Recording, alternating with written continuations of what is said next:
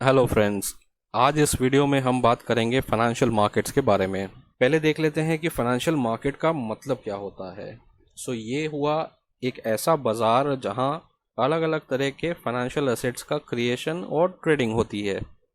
एक एग्जांपल के तौर पर देखें तो एक सिंपल फाइनेंशियल एसेट हुआ एक म्यूचुअल फंड या किसी कंपनी के शेयर्स या फॉरेन करेंसी। ये सारे फाइनेंशियल एसेट्स के एग्जांपल्स हैं। इन सभी को फाइनेंशियल एसेट्स इसीलिए कहा जाता है क्योंकि इनकी एक वैल्यू होती है, और अगर आपको इस वैल्यू को रुपी फॉर्म में चाहिए तो आपको फाइनेंशियल मार्केट प्लेस में जाना होगा, जहां आपके एसेट को खरीदने वाले दूसरे बायर्स पहले से ही मौजूद रहते हैं। वो आपको पैसा देकर आपसे फाइनेंशियल एसेट्स खरीद लेते हैं।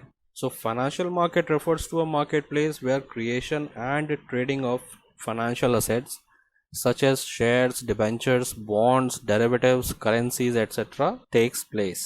Secondly, financial market enables transfer and allocation of resources for productive activities in the economy. इसका मतलब क्या हुआ?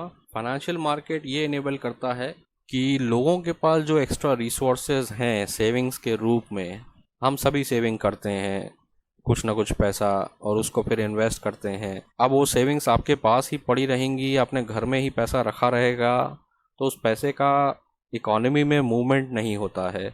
तो जैसा पैसा हमारे पास होता है ऐसा ही पैसा बैंक्स के पास, ऐसा ही पैसा बड़ी बड़ी कंपनीज के पास होता है।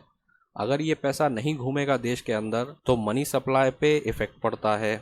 फाइनेंशियल मार्केट क्या करती है? ऐसा एक जरिया प्रोवाइड करते हैं जहां आप अपना घर में पड़ा हुआ पैसा ले जाएं और इन्वेस्ट कर सकें, ताकि आपको रिटर्न्स मिल जाएं और फाइनेंशियल सिस्टम के पास पैसा आ जाए, और फाइनेंशियल सिस्टम वहां से उस पैसे को और आगे दूसरे लोगों को जिनको भी ज़रूरत है प्रोवाइड कर सके, जिससे कि पैसा देश में घूमने लगे। इसे हम और समझते हैं। जैसा हमने अभी बात की, किसी भी देश में लोगों के पास सरप्लस पैसा होता ही है। सभी के पास ना भी हो, बट लोग जो नौकरी करते हैं, बिजनेस करते हैं, वो अपनी ज़रूरतों को पूरा करने के बाद कुछ ना कुछ पैसा सेव कर ही लेते हैं। ये हम और आप जैसे इंडिविजुअल्स हो सकते हैं, कंपनीज हो सकती हैं, बिजनेसेस हो सकते हैं। तो अब ये जो सरप्लस पैसा है इसे लोग या तो बैंक्स में रखते हैं सेविंग्स अकाउंट में या फिक्स्ड डिपॉजिट्स बनाकर। कुछ लोग ये पैसा शेयर मार्केट, स्टॉक एक्सचेंज में भी लगाते हैं। कुछ लोग म्यूचुअल फंड और इंश्योरेंस स्कीम में भी पैसा लगाते हैं। आपने जो घर में आपके पास पैसा पड़ा हुआ है उसको इन्वेस्ट कर दिया। आपने ये इन्वेस्ट इसलिए किया ताकि आपको रिटर्न्स मिल सके। गवर्नमेंट चाहती यही है, इसलिए वो अलग अलग तरह से आपको इन्वेस्टमेंट करने के लिए प्रेरित करती रहती है, टैक्स में छूट देके, रिबेट देके, ताकि आप पैसे को अपने इन्वेस्ट कर सकें और पैसा मार्केट में घूमता रहे। अगर मनी सप्लाई कम हो जाती है मार्केट में तो फाइनेंशियल सिस्टम में लिक्विडिटी की क्राइसिस आ जाती है, इसलिए यहाँ पे पैसा घूमने की ज़रूरत काफ़ी होती है। वो लोग जो कि पैसा, अपना जो सरप्लस पैसा है उसको प्रोवाइड करते हैं, उसको बैंक्स में रखते हैं, उसको इन्वेस्ट करते हैं अलग अलग जगहों पे, इनको फाइनेंशियल मार्केट्स में कहा जाता है प्रोवाइडर्स ऑफ फंड्स, जो लोग पैसा देते हैं फाइनेंशियल मार्केट को।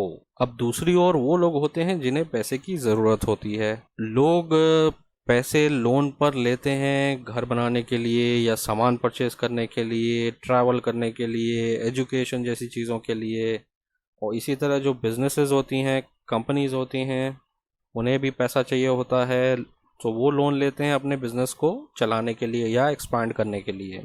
जो एंटिटीज़ पैसे को लोन लेकर उसका उपयोग करती हैं उसे हम कहते हैं यूजर्स ऑफ फंड्स। एक तरफ हो गए प्रोवाइडर्स ऑफ फंड्स और एक तरफ हो गए यूजर्स ऑफ फंड्स। अब ये एक दूसरे को जानते तो नहीं हैं, बट आप जो अपना पैसा बैंक में रखते हैं वही पैसा बैंक आगे जिस भी व्यक्ति को या कंपनी को लोन चाहिए हो उसको फॉरवर्ड कर देता है। इस तरह से पैसा सिस्टम में घूमता रहता है। जो प्रोवाइडर ऑफ फंड्स होते हैं, जो कि जिनके पास सरप्लस फंड्स होता है, वो यूजर ऑफ फंड्स को पैसा देते हैं, उन लोगों को पैसा देते हैं जिन्हें पैसे की ज़रूरत है। बट ये दोनों लोग एक दूसरे को ढूंढेंगे कैसे? तो यहाँ काम करते हैं फाइनेंशियल मार्केट्स। फाइनेंशियल मार्केट्स में अलग अलग पार्टिसिपेंट्स होते हैं, जैसा हमने देखा बैंक्स हो गए, म्यूचुअल फंड्स हो गए, इंश्योरेंस कंपनीज, स्टॉक एक्सचेंज, इन सभी को हम फाइनेंशियल मार्केट के पार्टिसिपेंट्स कहते हैं। ये फाइनेंशियल एंटिटीज जिन भी लोगों के पास सरप्लस पैसा होता है इन्वेस्टमेंट के तौर पे, उनसे ले लेती है और उस पैसे को उन लोगों को दे देती है जिसे पैसे की ज़रूरत होती है, यानी यूजर्स ऑफ फंड्स को।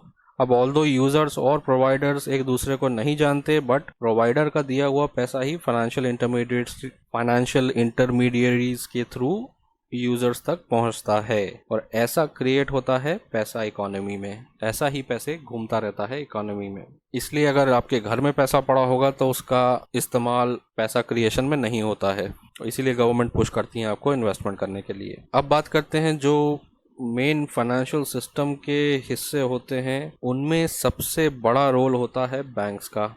मोस्टली ट्रांजैक्शंस बैंक के थ्रू ही होते हैं, चाहे आप म्यूचुअल फंड में इन्वेस्ट कर रहे हैं या इंश्योरेंस में इन्वेस्ट कर रहे हैं या स्टॉक मार्केट में इन्वेस्ट कर रहे हैं, पैसा बैंक के थ्रू ही एक जगह से दूसरी जगह तक पहुंचता है। सो बैंक्स का रोल यहाँ सबसे इम्पोर्टेंट है। सो एक इकोनॉमी में अलग अलग तरह के फाइनेंशियल मार्केट्स होते हैं। सो हम अभी देख रहे हैं टाइप्स ऑफ फाइनेंशियल मार्केट्स। सो पहला है कैपिटल मार्केट्स, और कैपिटल मार्केट्स के दो हिस्से होते हैं। एक हिस्सा होता है स्टॉक मार्केट, जिसमें शेयर्स की बाइंग और सेलिंग होती है, और दूसरा पार्ट होता है बॉन्ड्स मार्केट। यहाँ बायर्स और सेलर्स डेट सिक्योरिटीज को खरीदते और बेचते हैं। फिर दूसरे टाइप का फाइनेंशियल मार्केट होता है कमोडिटी मार्केट। कमोडिटी मार्केट भी एक मार्केट है जहाँ पर कमोडिटीज की ट्रेडिंग होती है। यहाँ पर कमोडिटीज जैसे क्रूड ऑयल हो गया, गोल्ड हो गई, पल्सेस हो गई, मेटल्स हो गए, इन चीज़ों में ट्रेडिंग होती है। Next type of financial market is derivatives market. Derivative markets में फ्यूचर एंड ऑप्शन कॉन्ट्रैक्ट्स को ट्रेड किया जाता है। डेरिवेटिव इंस्ट्रूमेंट्स वो होते हैं जिनकी वैल्यू किसी अंडरलाइंग एसेट से डेराइव होती है।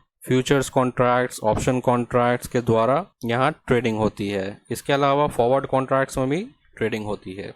फिर आता है मनी मार्केट। मनी मार्केट ज़्यादातर बैंक्स और बड़े फाइनेंशियल इंस्टीट्यूशन और कंपनीज यूज़ करती हैं। इस मार्केट में शॉर्ट टर्म के लिए लोन लिया और दिया जाता है। सो बैंकों को जब भी पैसे की रिक्वायरमेंट पड़ती है किसी भी कारण से, सो वो मनी मार्केट से पैसा उठाती हैं। अब फाइनली बात कर लेते हैं फॉरेक्स मार्केट की। फॉरेक्स मार्केट दुनिया का सबसे लिक्विड मार्केट है, फाइनेंशियल मार्केट है। फॉरेक्स मार्केट एक बहुत इंपॉर्टेंट फाइनेंशियल मार्केट है, और इस मार्केट में निवेशक फॉरेन करेंसीज जैसे यूएस डॉलर हो गया, पाउंड हो गया, यूरो एटसेट्रा को खरीद और बेच सकते हैं।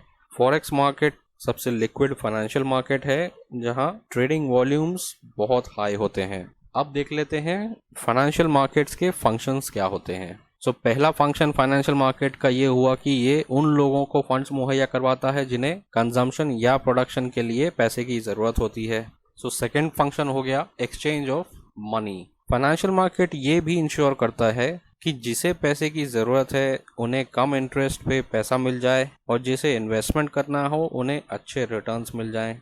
सो फाइनेंशियल मार्केट का ये फंक्शन हो गया कि वो सही इन्वेस्टर को सही यूज़र से मिला पाते हैं। नेक्स्ट है फाइनेंशियल मार्केट के होने से सभी मार्केट पार्टिसिपेंट्स को कंप्लीट, एक्यूरेट और रिलायबल इंफॉर्मेशन मिल जाती है, जिससे सही डिसीजन लेने में पार्टिसिपेंट्स को आसानी होती है, और रिस्क भी सभी पार्टिसिपेंट्स की कम हो जाती है।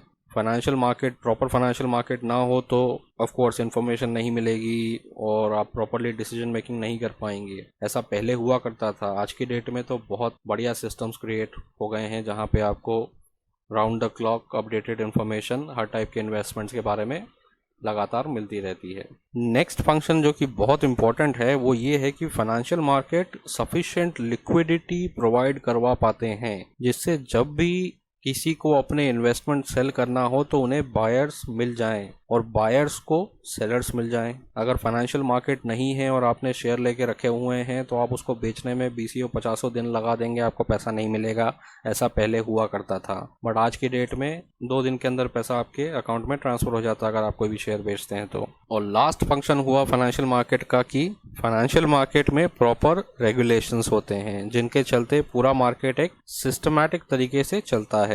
फंड्स और सिक्योरिटीज़ का ट्रांसफ़र भी काफ़ी आसानी से हो जाता है।